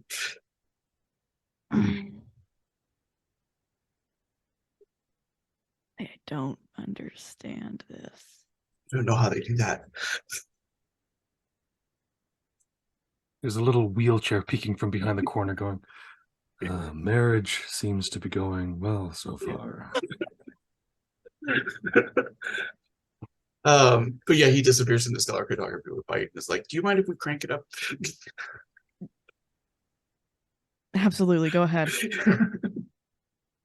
Yeah, and like to the external eye, it seems like stellar cartography is like vibrating. I'm just imagining Michael at some point for some reason coming up and just hearing, "Do you have the time?"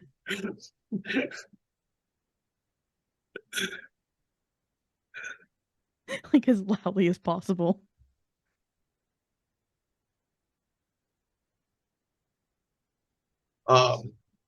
So we are running close to time, but I don't have. If anybody else has anything they kind of like to play out, or chat with the crew or whatnot, I'm planning on the next game picking up in 2 weeks. In 2 weeks of game time when they're coming out of the warp into their next destination. I was about to say that I would like to kind of describe what I was about to do for the next 2 weeks. Sure, actually, that would be a great place to close off. Also, I'm intending everybody to go to level 3, so if you have some specific skills that you're going to be wanting to buy up, feel free to include it in this time. All right. Booker, for the most Captain. Yeah, Booker, for the most part, is just pretty much training to the point where he's able to move around as fluidly and as quickly as he was able to prior to being shot, to a degree of actually getting a little faster than he was before, and a little more able to move rapidly to surprise an enemy in close quarters. He's still not taking any lead skill. He really should at some point, but he's not. Still, Booker spends a lot of time just kind of working on himself, trying to get as physically fit and ready as possible for what he is certain is going to be a bit of a rocky next mission.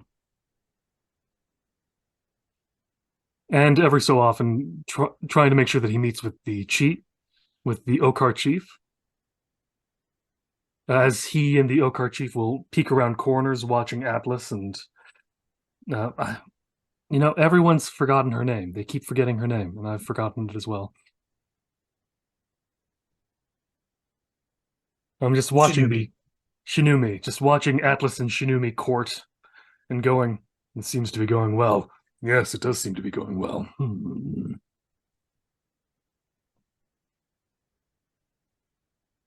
And this is how you merge 2 tribes together. Yeah, it's just 2 chiefs getting unnecessarily invested in the courtship rituals of 2 crew members. Do you see this happen a lot? No, there's nothing else to do on the ship. We don't have any books. Also, can you read? They have a cruder language of symbols.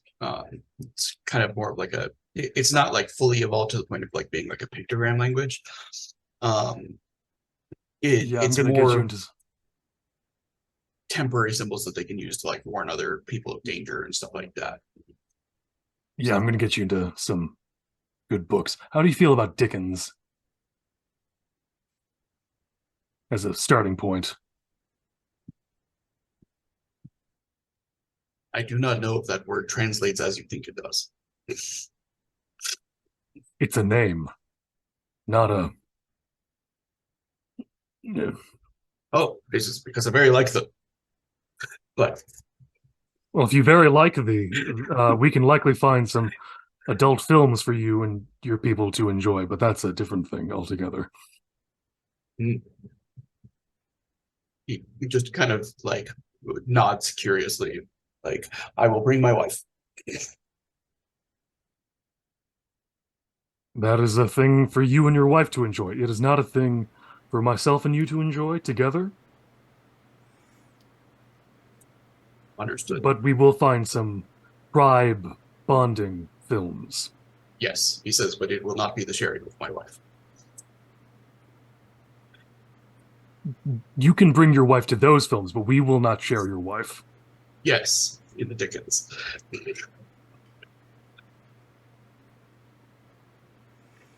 All right, moving on. So what kind of things is Maiko going to be walking in on in the next 2 weeks? 'Cause- They start with some movies like Gone in 60 Seconds. There's The Sound of Music. As far as in general, most of the tribe is still down in like the engineering area because it's got some of the larger areas that they can like reside in together. Because they're still not comfortable with the idea of being individually assigned quarters. There's quite a few of them that are kind of trying to learn ways to be useful. And they seem to have gotten the idea that Maiko is sort of like a sub-chief of her tribe. And so she's capable of giving tasks and, assigning people to duties and stuff like that. I mean, she's perfectly capable of giving out tasks.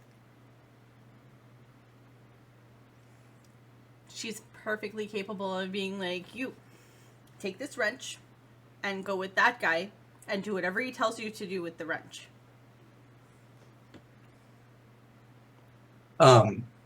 Atticus is definitely somebody who's sort of used to having like work shifts and crews and stuff like that set up. You know what I'm saying? Mm-hmm. So he's happy to work with Maiko to kind of like, let's set up schedules, let's set up specific jobs for certain people. And when you have rotating things that aren't just maintenance that need to be done, we'll find the people who are the most talented. You can teach them how to do that. More than happy.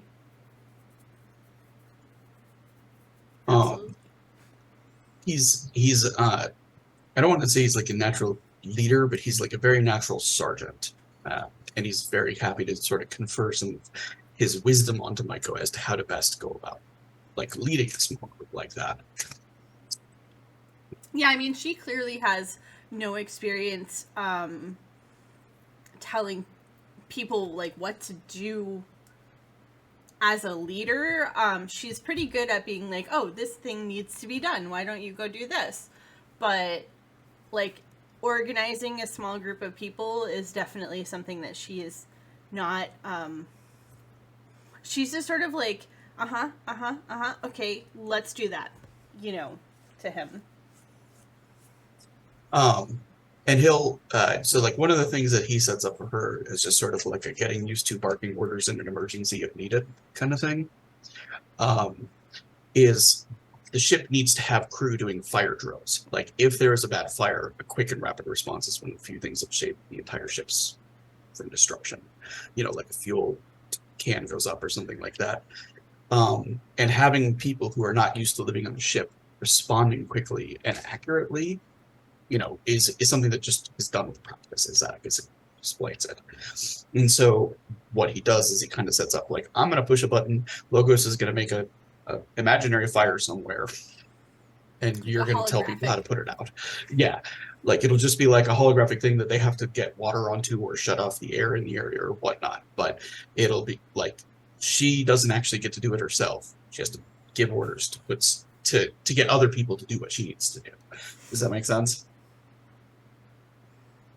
It makes sense perfectly, but I imagine her being like, wait, you don't want me to just do it? No, I want you to get other people to do it. But I could just do it. So what happens when there's 3 fires? Well, then there's you and me and Logos. Okay, so tell me and Logos what to do. Logos, make 3 fires.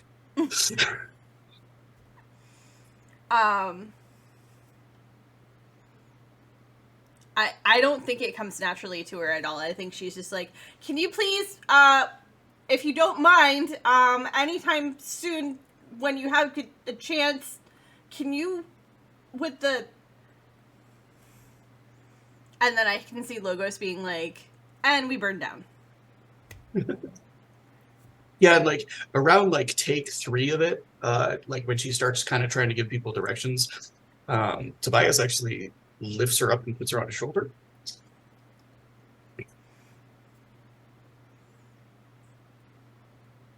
Thinking that maybe it's just they can hear her better that way. Oh, she's still just sort of like, if you don't mind, when you get a second, just like one of those people that is very used to being extremely courteous and is like not comfortable barking orders without a please and a thank you. Yeah, and Atticus is kind of like trying to work to help her with, because he knows that in an emergency, she is probably the only person who knows what to do to keep them all alive. So, Oh, that's scary. I'm picturing Booker coming up on one of these exercises and just being like, huh? I think Booker comes out at one of these exercises, looks and just freaks out. There's a fire, grabs an extinguisher and just tries to blow it down and goes, "Oh, you were training." No, Oh. it's a drill. It's a drill. We're just, in case there's an emergency, it's a drill. A fire drill. Well, clearly I passed. Someone else do it now. You did an excellent job. I'm very happy for you. All right, I need to get back to combat training with everyone else. all right. So, how is Bite spending the next 2 weeks?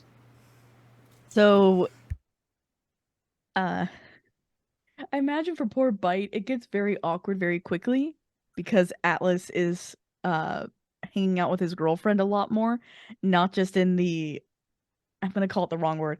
I'm gonna say herbology area, but also in stellar cartography.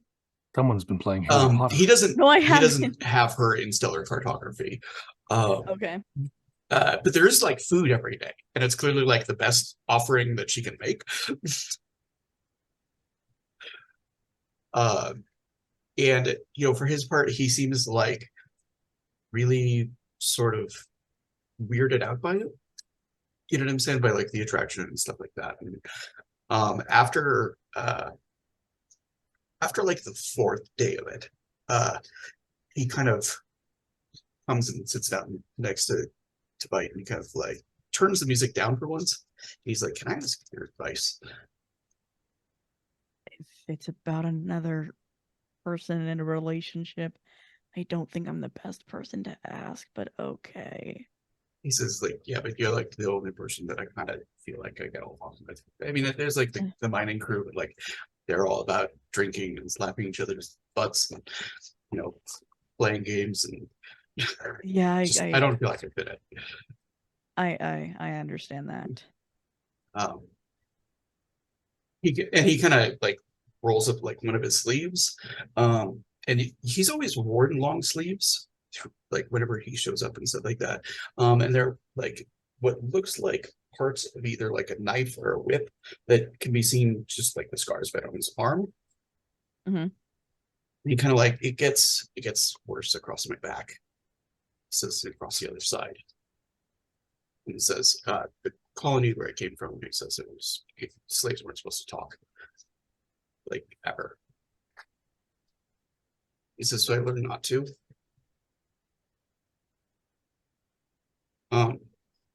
He says, I don't know what to do with her. Like, I actually like her. She's real nice. And it's kind of nice to have her talking, and I just like, what happens if she keeps liking me?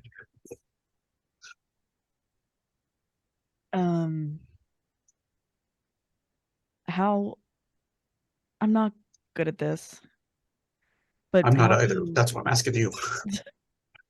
How do you feel when you're like around her?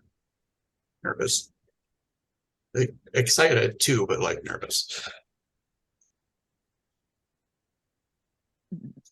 From what I've read with the AIs, apparently being in love is like having butterflies in your heart and a stone in your stomach.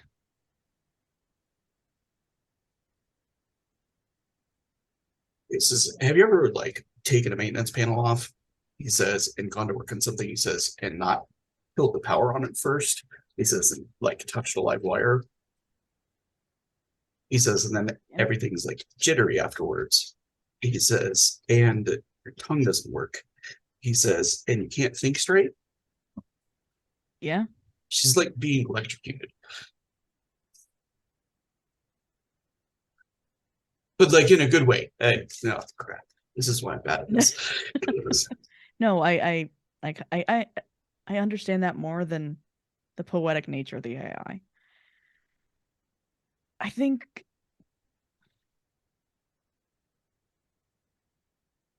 here in the afternoons, like after lunch, go hang out with her.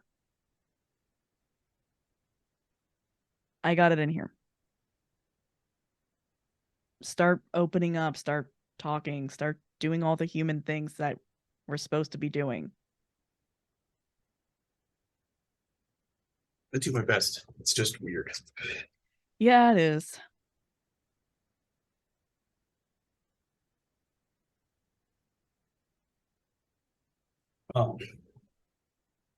Like, thanks for listening. No problem. Just if anything does come of it, don't not talk to me. I'm not gonna ever be something like forgets the people who are cooler than me. Okay.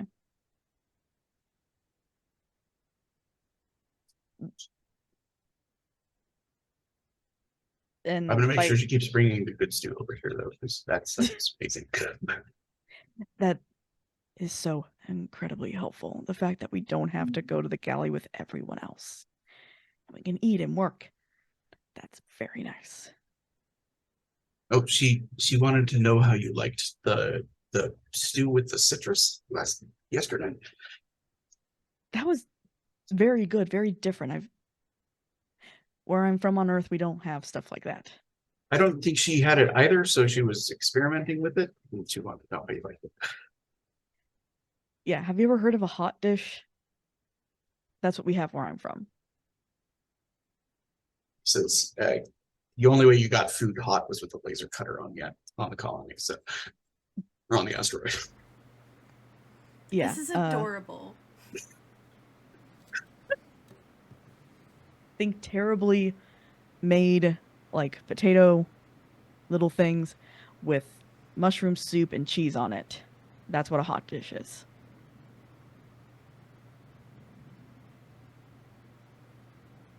He says we had this recipe. He says where says we found some mushrooms growing in one of the air recyclers. He says, and then because we hadn't had them in forever, we tried them. Like somebody ground them down and made them into a bread. Mm-hmm. Says, I didn't know there were so many colors. They were, yeah, Atticus said that we're not having bread made from them anymore. And it was probably a good idea. I'm very curious. I want to understand this scientifically speaking. Like what it was like. Yes. It says, okay, like take every color that you can think of in the rainbow, and like make it so that you can imagine like rainbows inside of every color, of just all those shades of red, orange. But it was like everything was like that, and sounds were like that too. And just like every step you took, everything was like a painting and like a concert all rolled into one. But we mostly just kind of wandered around staring at stuff for an hour. Do you think Booker would allow us to make bread so that we can test this? I don't. I think Atticus destroyed those mushrooms.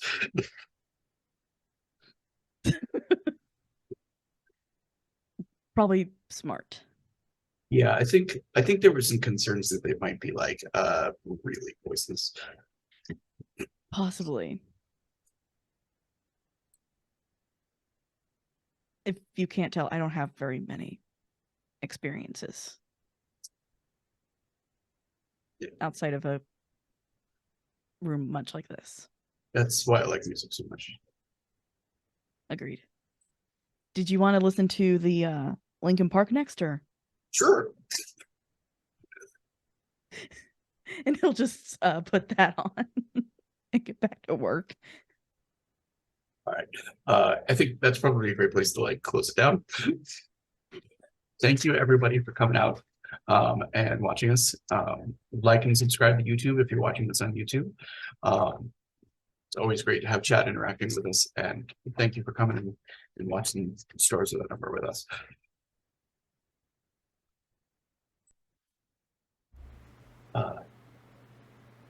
Be I nice feel to like each there's other. more. Yes, thank you. Be nice to each other, and we'll see you next week. Night, y'all.